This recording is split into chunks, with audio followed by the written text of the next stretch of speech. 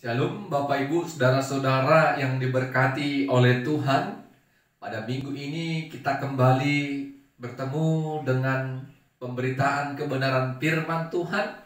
Sebelumnya kita satukan hati kita bersatu dalam doa. Bapa yang kami kenal dalam Kristus Yesus, kami mengucap syukur kepadamu ya Tuhan, yang boleh memberkati kami sampai pada saat ini. Kami puji, sembah, dan muliakan nama Tuhan. Pada saat ini kami mau belajar dan merenungkan kebenaran firman Tuhan. Biarlah hati dan pikiran kami diberkati oleh Roh-Mu. Kuasai kami dengan kuat kuasa Roh Tuhan, agar firman-Mu dapat kami mengerti. Terpuji Tuhan, dalam nama Yesus kami berdoa dan bersyukur kepada Tuhan. Amin. Bapak Ibu saudara-saudara yang diberkati Tuhan, firman Tuhan bagi kita pada minggu ini dari Injil Matius pasal 24 ayat 45 sampai ayatnya yang ke-51. Injil Lukas pasal 24 ayat 45 sampai ayatnya yang ke-51. Kami akan membacakan firman Tuhan bagi kita. Demikianlah firman-Nya. Siapakah hamba yang setia dan bijaksana, yang diangkat oleh tuannya atas orang-orangnya untuk memberikan mereka makanan pada waktunya? Berbahagialah hamba yang didapati tuannya melakukan tugasnya itu ketika tuannya itu datang. Aku berkata kepadamu, sesungguhnya tuan itu akan mengangkat dia menjadi pengawas segala miliknya. Akan tetapi apabila hamba itu jahat dan berkata dalam hatinya, tuanku tidak datang-datang, lalu ia mulai memukul hamba-hamba lain dan makan minum bersama-sama pemabuk-pemabuk, maka tuan hamba itu akan datang pada hari yang tidak disangkanya dan pada saat yang tidak diketahuinya, dan akan membunuh dia dan membuat dia senasib dengan orang-orang munafik. Di sanalah akan terdapat ratapan dan kertakan gigi. Amin. Bapak Ibu saudara-saudara yang diberkati oleh Tuhan, tema firman Tuhan bagi kita pada saat ini menjadi orang percaya yang setia. Menjadi orang percaya yang setia. Berbicara tentang kesetiaan, Bapak Ibu,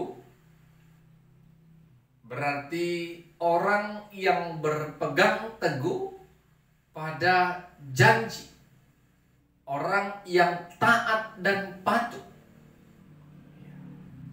Kita bisa katakan seseorang melakukan tugas dan tanggung jawabnya, walaupun itu berat, dia tetap lakukan dengan setia. Itu adalah sebuah kesetiaan. Dia tetap setia melakukan apa yang menjadi tugas dan tanggung jawabnya. Dia tetap setia atas janji. Dan dia tetap patuh melakukan apa yang harus dilakukan dan dikerjakannya. Bapak Ibu saudara-saudara, kalau kita bertanya kepada orang percaya, orang Kristen, apakah engkau setia kepada Tuhan? Maka sekejap mereka dan kita akan menjawab, aku setia kepada Tuhan. Tetapi dalam praktek kehidupannya, kesetiaan orang-orang percaya akan pudar seketika. Ketika kita diperhadapkan oleh keinginan daging kita. Banyak orang, Bapak Ibu saudara-saudara, kesetiaannya pudar ketika dia akan memilih pasangan hidupnya yang berbeda keyakinan. Dia akan meninggalkan keyakinan iman orang percaya yang tadinya dia percaya kepada Kristus sebagai Tuhan. Dia tinggalkan itu demi pasangan hidupnya. Itu contoh. Yang berikutnya, sering kita orang percaya juga meninggalkan kepercayaan kita, keyakinan kita oleh karena sebuah pekerjaan atau jabatan. Kita diperhadapkan dengan keinginan daging yang menjanjikan.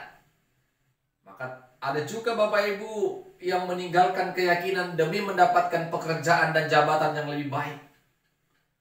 Ketika kita juga diperhadapkan dengan pekerjaan kita yang baik dan kita diperhadapkan dengan uang yang banyak, kalau kita tidak dapat menguasai diri kita, maka kita akan berkompromi dengan kejahatan, mengambil atau membuat harta kita semakin banyak dengan tidak lagi memikirkan orang-orang yang ada di sekitar kita.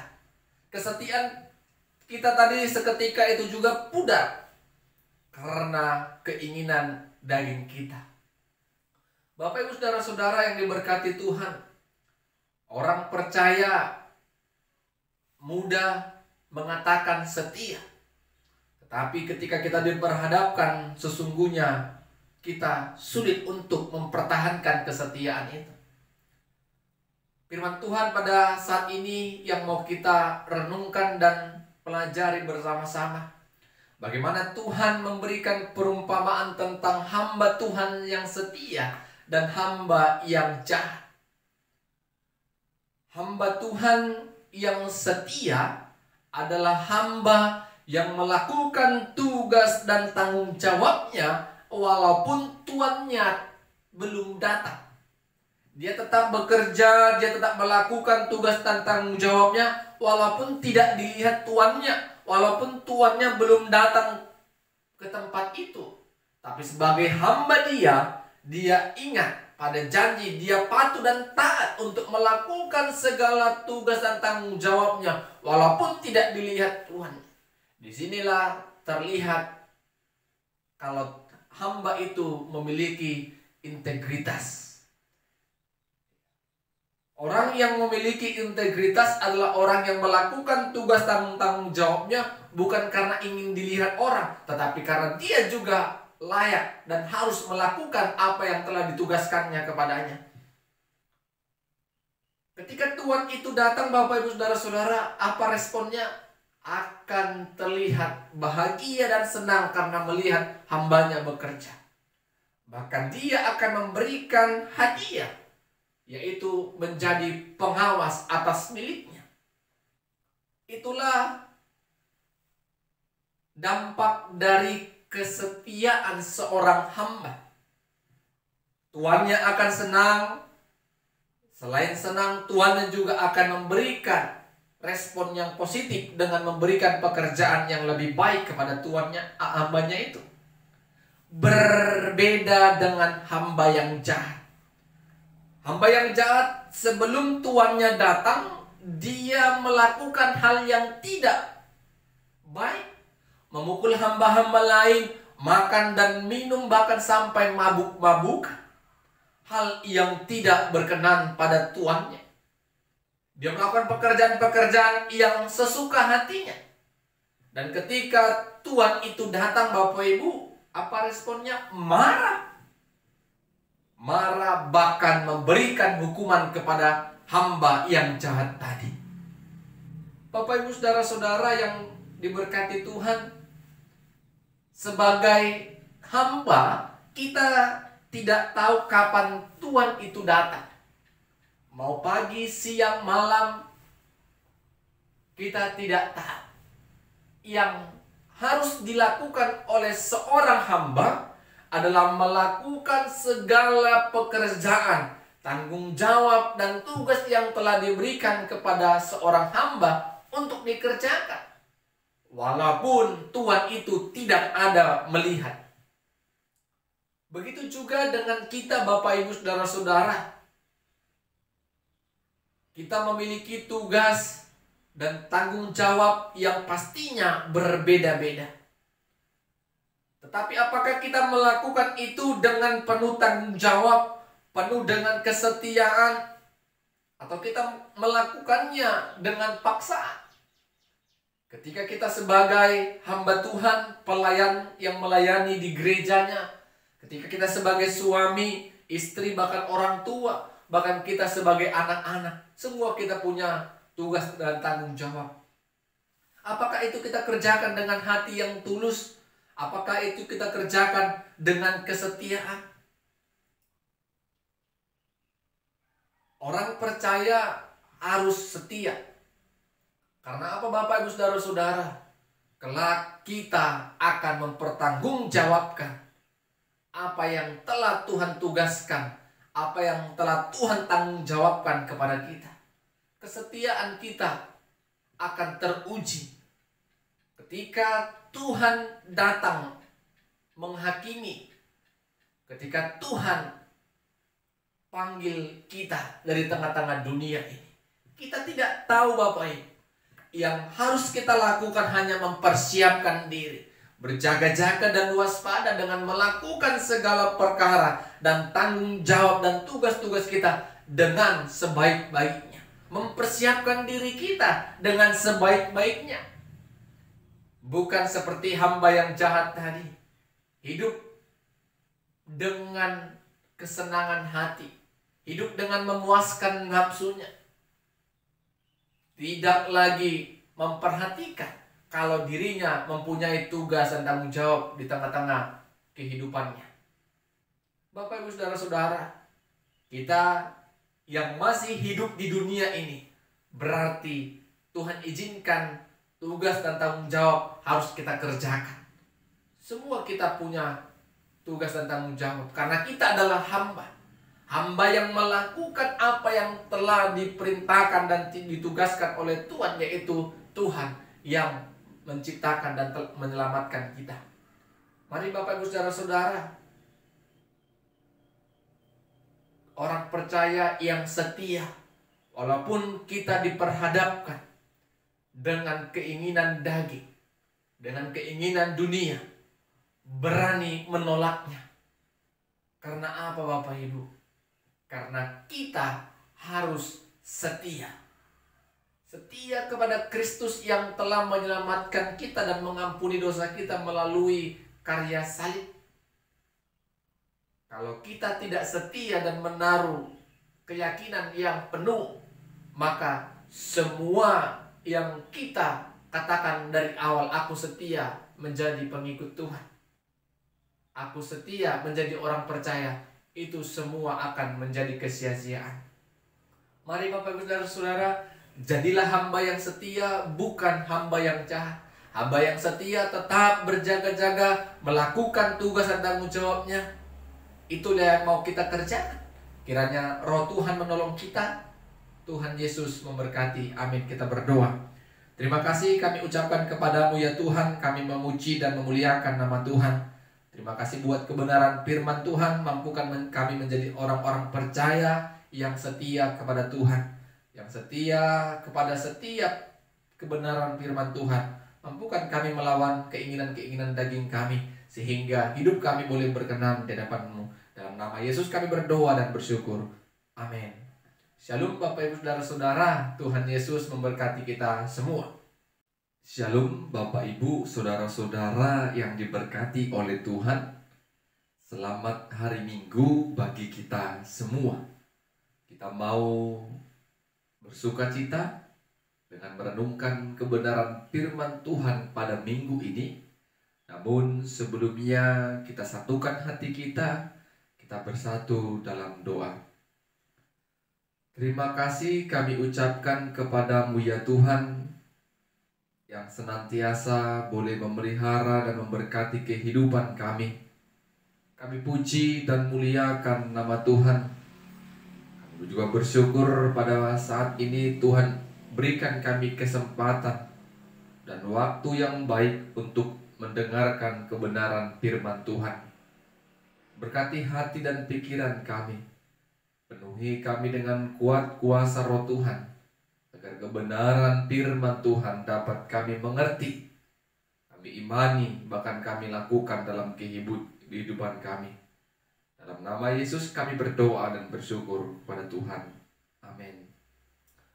Bapak Ibu Saudara-saudara yang diberkati Tuhan, pada minggu ini kita mau mendengarkan firman Tuhan dari Mazmur pasal 50, ayatnya yang pertama sampai ayatnya yang ke-6. Mazmur pasal 50, ayat yang pertama sampai ayatnya yang ke-6. Kami akan membacakan firman Tuhan bagi kita. Demikianlah firman-Nya. Yang Maha Kuasa Tuhan Allah berfirman dan memanggil bumi dari terbitnya matahari sampai kepada terbenamnya. Dari Sion puncak keindahan Allah tampil bersinar. Allah kita datang dan tidak akan berdiam diri. Di hadapannya api menjilat, sekelilingnya bertiup badai yang dahsyat. Ia berseru kepada langit di atas dan kepada bumi untuk mengadili umatnya. Bawalah kemari orang-orang yang kukasihi, yang mengikat perjanjian dengan aku berdasarkan korban sembelihan. Langit memberitakan keadilannya, sebab Allah sendirilah hakim. Amin. Bapak Ibu saudara-saudara yang diberkati oleh Tuhan, tema firman Tuhan yang mau kita dengar pada minggu ini, Allah sendirilah hakim. Allah sendirilah hakim. Bapak Ibu, kalau kita mengerti, memahami arti dari hakim, hakim adalah orang yang mengadili suatu perkara. Orang yang diberikan hak untuk mengadili suatu perkara, menyatakan benar atau tidak benar, bersalah atau tidak bersalah. Itulah hakim. Tetapi Bapak Ibu, kalau kita melihat pada masa ini, banyak kita orang-orang percaya seolah-olah menjadi hakim atas orang lain. Sering kita mengatakan orang itu bersalah. Sering kita memvonis orang bersalah dan mengatakan orang itu berdosa. Orang itu layak menerima hukuman Tuhan. Kita menjadi hakim atas sesama manusia. Kalau itu yang kita kerjakan Bapak Ibu saudara-saudara, sesungguhnya kita sudah salah di hadapan Tuhan. Karena yang akan menjadi hakim atas kehidupan manusia, yaitu Kristus Yesus yang datang kedua kali ke dunia ini untuk menghakimi kita yang hidup dan yang mati. Akan mengadili kita sesuai dengan apa yang kita lakukan selama dunia ini. Semua umat manusia akan mempertanggungjawabkan apa yang dilakukannya, apa yang diimaninya, dan apa yang dikerjakannya selama hidup di dunia ini. Bapak Ibu saudara-saudara yang diberkati oleh Tuhan, Allah yang menjadi hakim, bukanlah kita sesama manusia. Jadi ketika ada orang yang memiliki kesalahan, jangan pernah vonis dia salah dan dia berdosa, bahkan dia layak menerima hukuman dari Tuhan. Biarlah Tuhan sendiri yang menjadi hakim atas kehidupan sesama kita manusia. Bapak Ibu saudara-saudara, pemazmur dalam bacaan kita pada minggu ini mengatakan kepada Tuhan Allah, Allah yang akan menghakimi bumi. Allah akan melihat apa yang dilakukan oleh umat manusia. Pemazmur melihat kalau umat Allah memberikan persembahan korban mereka kepada Tuhan dengan tidak sungguh-sungguh, dengan tidak hati yang tulus dan ikhlas. Mereka memang membawa persembahan korban syukur mereka. Mereka dengan membawa korban syukur mereka dengan memberikan korban sembelihan dan korban bakaran. Korban bakaran dan korban sembelihan berupa kambing, lembu, burung, dan lain sebagainya. Itu semua adalah kepunyaan Tuhan. Apakah Tuhan menginginkan harta umatnya dengan memberikan kambing, lembu, dan burung, bahkan binatang lainnya sebagai korban bakaran dan korban sembelihan? Kalau itu dilakukan umat Allah dengan tidak sungguh-sungguh dan dengan tidak hati yang tulus dan ikhlas, maka itu semua akan kesia-siaan. Dan Tuhan tahu, Bapak, Ibu, Saudara-saudara, mana umat yang memberikan korban sembelihan dan korban bakarannya kepada Tuhan dengan hati yang penuh syukur. Tetapi Tuhan katakan, bukan itu yang aku inginkan. Aku menginginkan korban persembahan syukur.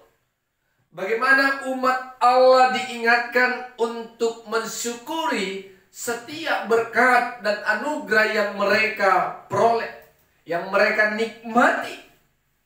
Bagaimana hati mereka benar-benar datang kepada Allah, sumber kehidupan. Datang mensyukuri. Datang dengan tulus, bukan karena paksaan. Itu yang diinginkan Tuhan. Datang dengan memberikan persembahan syukur. Karena Bapak, Ibu, Saudara-saudara, harta yang kita miliki, harta yang dimiliki umat Allah pada saat itu semua bersumber dari Tuhan. Bukan itu yang diinginkan Tuhan. Tetapi hati yang mau bersyukur, hati yang mau memuliakan dan memuji Tuhan. Kalau kita baca ayat-ayat selanjutnya, Bapak, Ibu, Saudara-saudara, bagaimana ibadah yang sejati, ibadah yang berkenan di hadapan Tuhan, semua dijelaskan oleh pemazmur. Tetapi pemazmur katakan jelas, Allah yang akan menjadi hakim atas umat Allah tentang persembahan, tentang ibadah mereka. Kalau kita lihat dan kita perhadapkan dengan diri kita sendiri, Bapak, Ibu, Saudara-saudara, bagaimana dengan kita? Apakah ketika kita datang beribadah, datang memberikan persembahan kepada Tuhan, apakah itu sudah lahir dari syukur kita kepada Tuhan? Atau sebaliknya, itu semua karena tanggung jawab kita kepada gereja, atau karena kita ingin dilihat orang, atau karena paksaan, bukan dari hati kita. Banyak orang, Bapak, Ibu, Saudara-saudara, datang memberi ke gereja, datang memberikan persembahan, orang lain melihat, orang lain memberikan penilaian. Apa penilaiannya, Bapak, Ibu? Dia datang ke gereja karena ada maunya. Dia rajin ke gereja karena ada yang ingin dicapai. Dia memberikan ucapan syukur kepada gereja karena ingin dilihat orang lain. Itu yang saya katakan tadi, kita menjadi hakim atas ibadah dan korban ucapan syukur orang lain.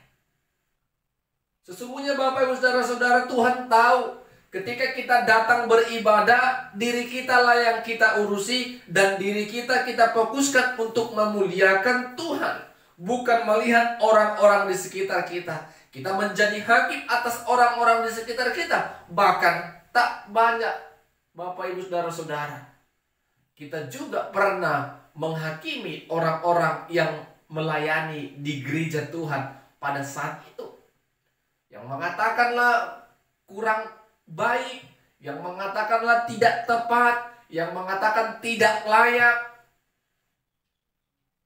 Biarlah segala ibadah, pujian, doa, dan firman Tuhan dalam ibadah itu menjadi perenungan dan menjadi ibadah yang sejati kita kepada Tuhan. Kita tidak mau menghakimi orang-orang di sekitar kita. Kalau ada orang yang beribadah, terpujilah nama Tuhan. Kalau ada yang mau memberi kepada Tuhan melalui gerejanya, terpujilah nama Tuhan. Jangan pernah kita mencibirnya. Jangan pernah kita mengusiknya. Kita lihat diri kita masing-masing. Karena pemazmur jelas katakan, Allah sendiri yang akan menjadi hakim atas ibadah, atas persembahan yang kita berikan. Kelak kita akan mempertanggungjawabkan apakah kita sudah menjadi orang percaya yang setia, orang yang percaya setia kepada Kristus sebagai Tuhan dan Juru Selamat, dan melakukan ibadah dengan tulus hati, dan memberikan segala persembahan syukur kita kepada Tuhan. Itu semua kelak akan kita pertanggungjawabkan, karena Allah yang menjadi hakim atas hidup kita. Mari Bapak Ibu Saudara-saudara, kita semua akan mempertanggungjawabkan itu di hadapan Tuhan. Jangan bangga, senang dipuji oleh sesama karena kita beribadah dan karena kita memberi kepada Tuhan. Tetapi biarlah melalui ibadah kita dan persembahan syukur kita, nama Tuhan boleh dipermuliakan. Tuhan ingin melihat apakah kita menjadi pribadi yang tahu bersyukur. Segala berkat dan pertolongan Tuhan yang kita rasakan, apakah kita datang kembali kepada Dia yang memberikan itu kepada kita? Itu yang ingin dilihat Tuhan. Bagaimana umat Tuhan dan termasuk kita Bapak Ibu menjadi anak-anaknya yang tahu bersyukur, yang datang dengan kerendahan hati mensyukuri atas berkat Tuhan, bukan karena kuat dan gagah kita, tetapi oleh karena anugerah Tuhan semata. Mari Bapak Ibu Saudara-saudara, firman Tuhan pada minggu ini mengingatkan kita kembali, Allah sendirilah hakim, bukan kita yang menjadi hakim atas kehidupan sesama kita. Amin. Kita berdoa. Terima kasih kami ucapkan kepadamu ya Tuhan. Kami memuji, memuliakan nama Tuhan. Kami bersyukur firman-Mu boleh kami perdengarkan dan dengarkan pada saat ini. Ajari kami Tuhan untuk boleh beribadah kepada Tuhan dan memberikan korban syukur kami kepada Tuhan dengan hati yang tulus dan ikhlas. Bahkan kami dapat menikmati berkat anugerah Tuhan, semua itu berasal dari Tuhan saja. Biarlah Roh-Mu yang menolong kami juga untuk tidak menghakimi sesama kami, karena Tuhanlah sendiri yang akan menghakimi kami. Kami semua akan mempertanggungjawabkan atas setiap apa yang Tuhan berikan dan apa yang kami kerjakan selama di dunia ini. Roh-Mu yang menolong kami, dalam nama Yesus kami berdoa dan bersyukur. Amin. Shalom. Tuhan Yesus memberkati kita semua. Selamat hari Minggu bagi kita semua, Bapak Ibu Saudara-saudara yang dikasihi oleh Tuhan. Sebelum kita mendengarkan firman Tuhan pada minggu ini, mari kita bersatu dalam doa. Terima kasih kami ucapkan kepadamu ya Tuhan, yang tetap memberkati dan menyertai kami.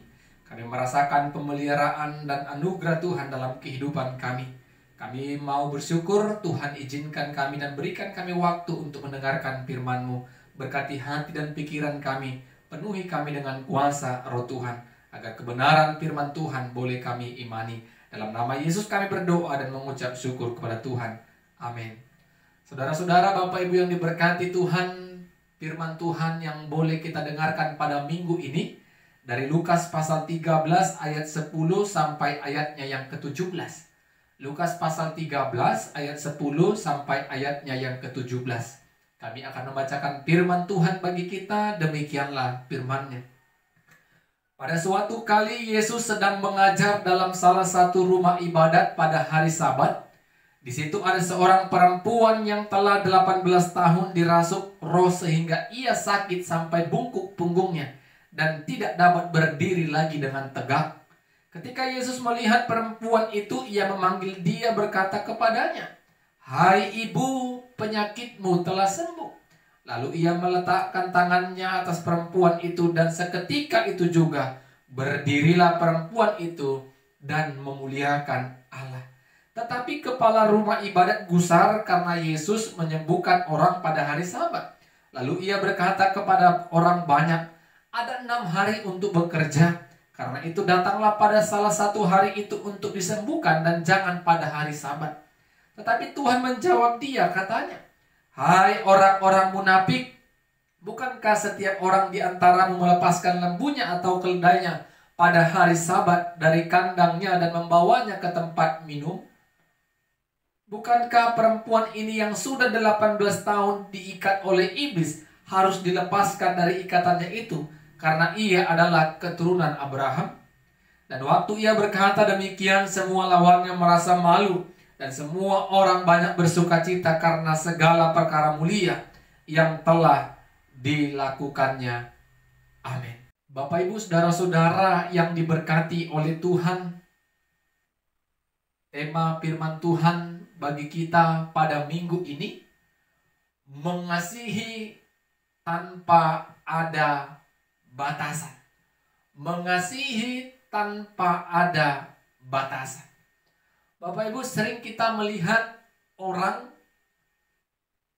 memberikan pertolongan kepada sesamanya, melihat kondisi, waktu yang tepat, saat yang tepat, dan keadaan yang tepat.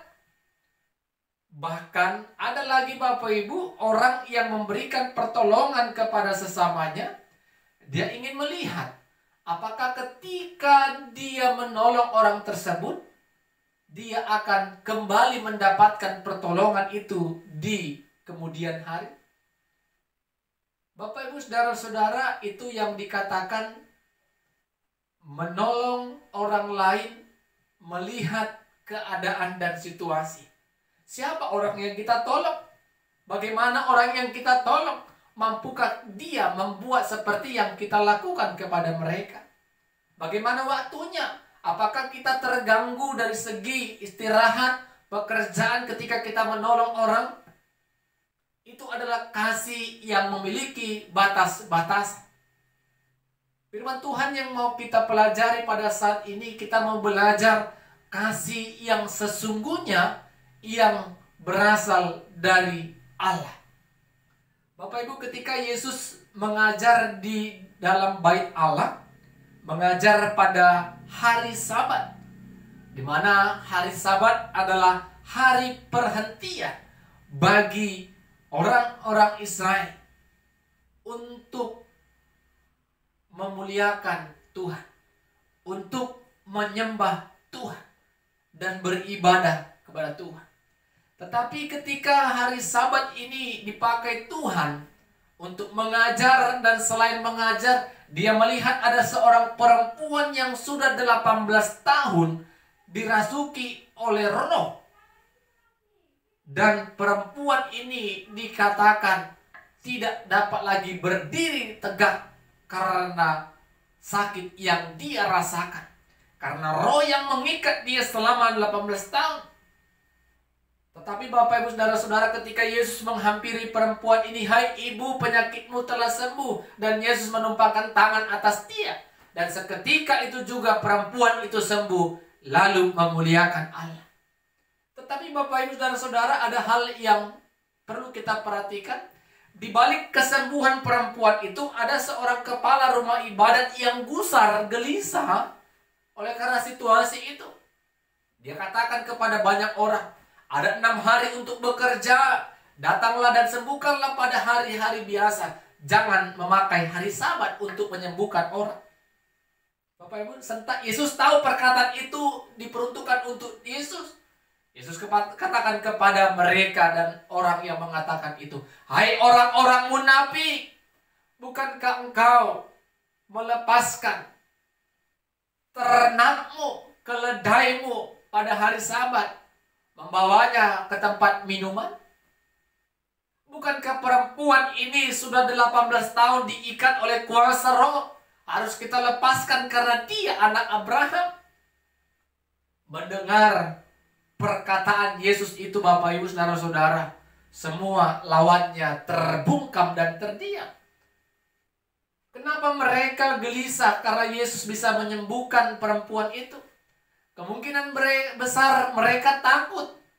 Bahkan mereka takut kehilangan orang-orang yang selama ini setia mengikut mereka, menjadi mengikut Yesus.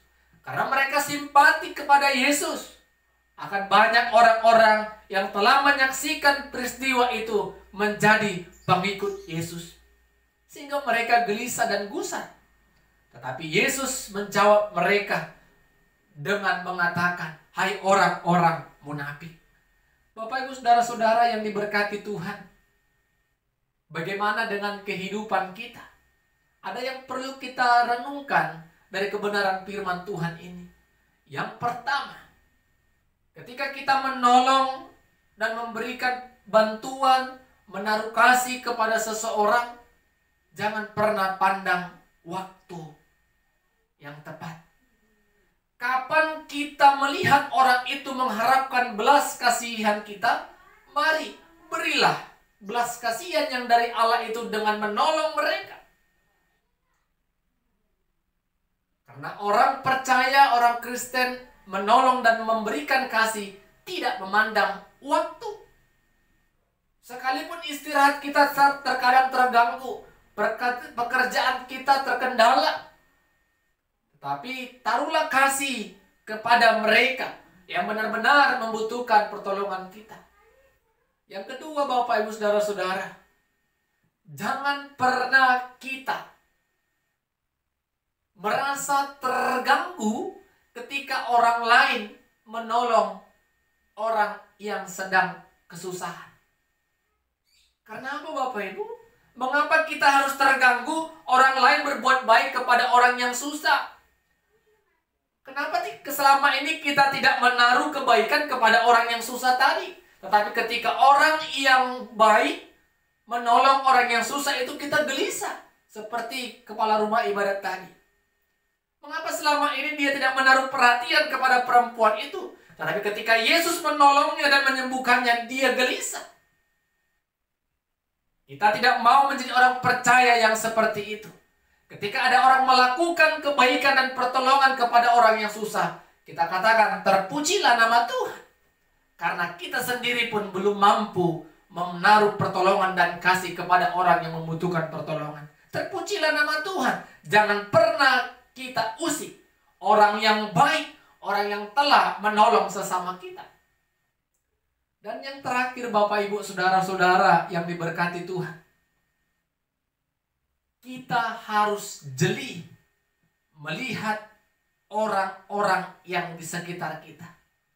Banyak orang-orang di sekitar kita membutuhkan pertolongan, baik dari segi kerohanian, dari segi ekonomi, pekerjaan, apapun itu. Terkadang kita sulit memberikan perhatian kepada mereka. Kita sibuk dengan urusan kita, kita sibuk dengan pekerjaan kita.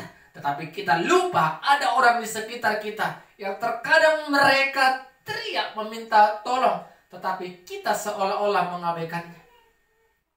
Mari Bapak Ibu Saudara-saudara, taruhlah kasih kepada mereka, kepada orang-orang yang di sekitar kita yang benar-benar membutuhkan pertolongan. Karena kasih yang berasal dari Allah kepada kita tidak memandang siapa yang kita tolong, tidak memandang waktu kapan kita menolongnya. Tetapi itu spontan kita tunjukkan dan kita lakukan kepada setiap orang yang benar-benar membutuhkan pertolongan kita. Mari Bapak Ibu Saudara-saudara, jangan berikan batas-batasan hari untuk menolong orang lain, waktu untuk menolong orang lain. Kalau bisa setiap bulan, setiap minggu kita menolong orang lain, kenapa harus tunggu di hari Natal? Contoh, di hari Natal orang sibuk memberikan aksi sosialnya kepada anak janda, yatim piatu dan yatim, kepada orang-orang miskin. Kenapa tidak setiap bulan? Yang kita khawatirkan Bapak Ibu Saudara-saudara, orang ingin ketika dia menolong orang lain di post, artinya dimasukkan, dipublikasikan agar semua orang tahu kalau keluarga ini baik kepada kaum janda, yatim dan piatu. Kenapa tidak setiap bulan? Kalau kita benar-benar menaruh kasih kepada mereka, tanpa ada orang tahu pun, kalau kita benar-benar menaruh kasih, maka nama Tuhan dipermuliakan. Kebaikan kita akan bersinar. Terang yang dalam Tuhan, dalam diri kita akan bercahaya. Sehingga banyak orang tahu kalau kita anak-anak Allah yang dapat menghasilkan terang, yang dapat menjadi berkat bagi sesama. Kiranya Tuhan menolong kita untuk melakukan firman-Nya. Tuhan Yesus memberkati. Amin. Kita berdoa. Bapa di sorga, terima kasih buat kebenaran firman-Mu yang telah kami dengarkan. Kami diajari pada minggu ini untuk menaruh kasih kepada sesama kami, tidak memandang siapapun yang kami tolong dan tidak memandang waktu kapan kami bisa menolongnya. Roh Tuhan menolong kami untuk melakukan kebenaran firman-Mu dalam nama Yesus. Kami berdoa dan bersyukur. Amin. Shalom Bapak Ibu Saudara-saudara, Tuhan Yesus memberkati kita semua. Shalom Bapak Ibu Saudara-saudara yang diberkati oleh Tuhan. Pada minggu ini kita mau mendengarkan kebenaran firman Tuhan. Namun sebelumnya kita satukan hati kita bersatu di dalam doa. Bapa di sorga, kami mengucap syukur kepadamu ya Tuhan, karena anugerah dan kasih Tuhan boleh memberkati kami sampai pada saat ini. Kami mau mendengarkan kebenaran firman Tuhan, berkati hati dan pikiran kami dengan kuat kuasa Roh Tuhan, agar firman Tuhan dapat kami imani, mengerti, bahkan kami lakukan. Dalam nama Yesus kami berdoa dan bersyukur kepada Tuhan. Amin. Saudara-saudara, Bapak Ibu, firman Tuhan yang mau kita dengarkan pada minggu ini dari Perjanjian Lama, Yesaya pasal 5 ayat pertama sampai ayatnya yang ke-7. Yesaya pasal ke-5 ayat pertama sampai ayatnya yang ke-7. Kami akan membacakan firman Tuhan bagi kita. Demikianlah firman-Nya. Aku hendak menyanyikan nyanyian tentang kekasihku, nyanyian kekasihku tentang kebun anggurnya. Kekasihku itu mempunyai kebun anggur di lereng bukit yang subur. Ia mencangkulnya dan membuang batu-batunya dan menanaminya dengan pokok anggur pilihan. Ia mendirikan sebuah menara jaga di tengah-tengahnya dan menggali lubang tempat memeras anggur. Lalu dinantinya supaya kebun itu menghasilkan buah anggur yang baik, tetapi yang dihasilkannya ialah buah anggur yang asam. Maka sekarang, hai penduduk Yerusalem dan orang-orang Yehuda, adililah antara aku dan kebun anggurku itu. Apakah lagi yang harus diperbuat untuk kebun anggurku itu, yang belum kuperbuat kepadanya? Aku menantinya supaya dihasilkannya buah anggur yang baik. Mengapa yang dihasilkannya hanya buah anggur yang asam? Maka sekarang aku mau memberitahukan kepadamu apa yang hendak kulakukan kepada kebun anggurku itu. Aku akan menebang pagar durinya sehingga kebun itu dimakan habis dan melanda temboknya, sehingga kebun itu diinjak-injak. Aku akan membuatnya ditumbuhi semak-semak, tidak dirantingi dan tidak disiangi, sehingga tumbuh putri malu dan rumput. Aku akan memerintahkan awan-awan supaya jangan diturunkannya hujan ke atasnya. Sebab kebun anggur Tuhan semesta alam ialah kaum Israel dan orang-orang Yehuda, ialah tanaman-tanaman kegemarannya. Dinantikannya keadilan tetapi hanya kelaliman. Dinantinya kebenaran tetapi hanya ada keonaran. Amin. Bapak Ibu Saudara-saudara yang diberkati Tuhan, tema firman Tuhan pada minggu ini, hasilkanlah buah yang baik. Hasilkanlah buah yang baik. Bapak Ibu Saudara-saudara, ketika seorang petani menanam sebuah pohon yang diharapkan beberapa waktu kemudian menghasilkan buah yang baik, ketika pohon ini tidak sesuai dengan apa yang diharapkannya, pasti petani tadi kesal, marah.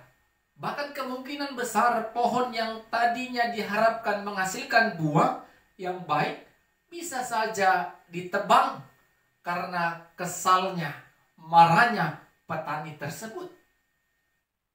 Bapak Ibu Saudara-saudara, seperti firman Tuhan yang kita baca dan dengar pada minggu ini, bagaimana Allah memberikan suatu pemahaman kalau umat Allah, yaitu kaum Israel, seperti pohon anggur yang ditanam di kebun Allah.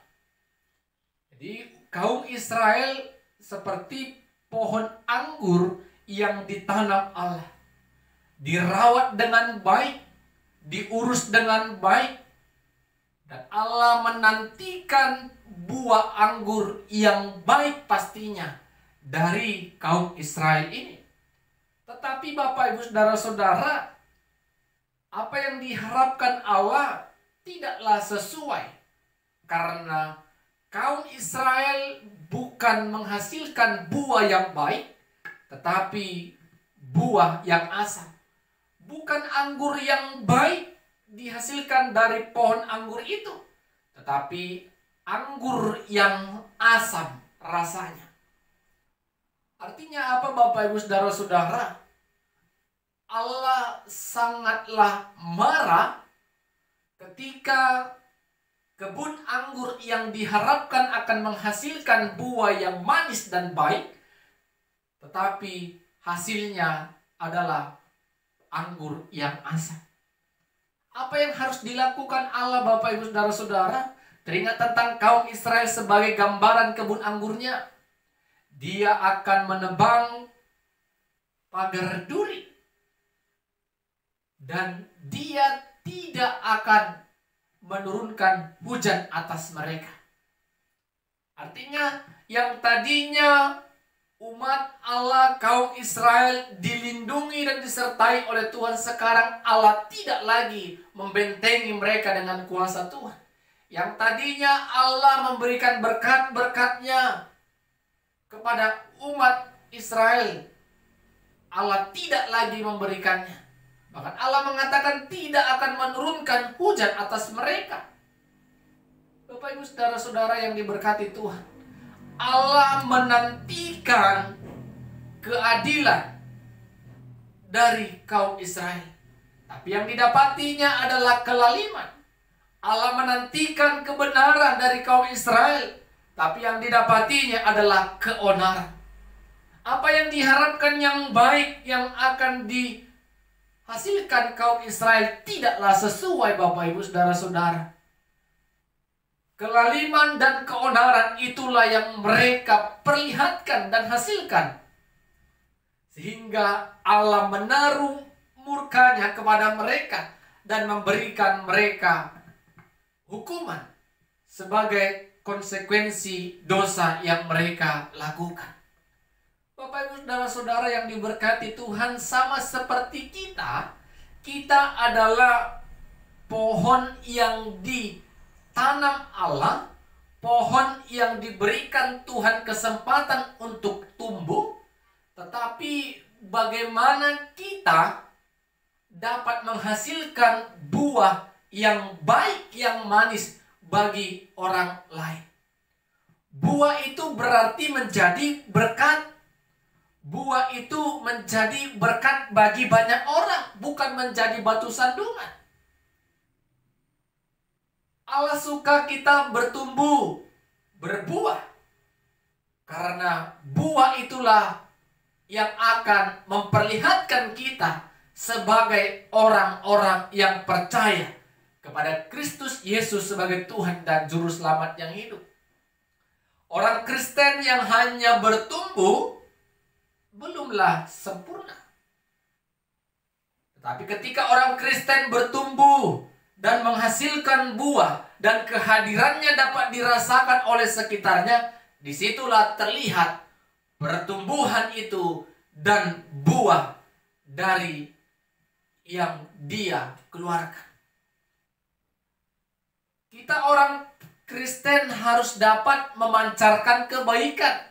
Kita orang Kristen harus dapat menjadi berkat bagi orang-orang di sekitar kita. Orang Kristen harus dapat memberikan rasa dan pengaruh yang baik kepada orang-orang di sekitar kita. Disitulah terpancar buah yang lahir dan keluar dari diri kita sebagai orang percaya. Bapak Ibu Saudara-saudara, Tuhan merindukan dan menantikan sesuatu yang baik yang akan kita munculkan bagi orang-orang di sekitar kita. Tuhan menantikan keadilan, bukan kelaliman. Tuhan menantikan kebenaran, bukan keonaran. Orang Kristen harus dapat menyatakan kebenaran. Orang Kristen harus dapat menyatakan keadilan. Itulah buahnya. Bapak Ibu saudara-saudara, sesungguhnya Tuhan menantikan sesuatu yang baik. Potensi yang diberikan Tuhan kepada kita, kita jadikan itu menjadi saluran berkat bagi orang-orang yang ada di sekitar kita. Itulah dinamakan buah.